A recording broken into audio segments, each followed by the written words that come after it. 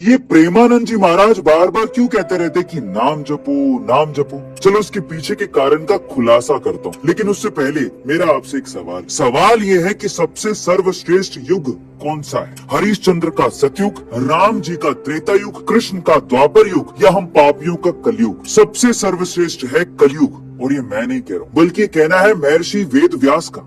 हुआ कुछ यूं कि एक बार ऋषियों की सभा में चर्चा हो रही थी कि कौन सा युग सर्वश्रेष्ठ है।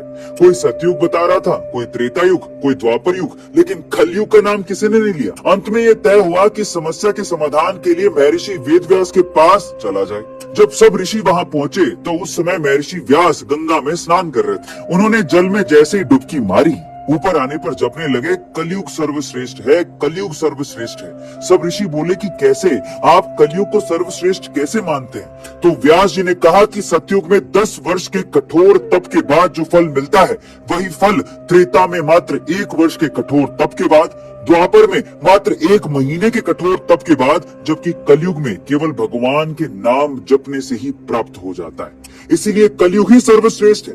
और इसीलिए प्रेमानंद जी महाराज बार बार कहते हैं कि नाम जपो, सिर्फ नाम ही जप लो, भली बेमन से जपो, लेकिन अपने इष्ट का नाम जरूर जपो, आप तर जाओ।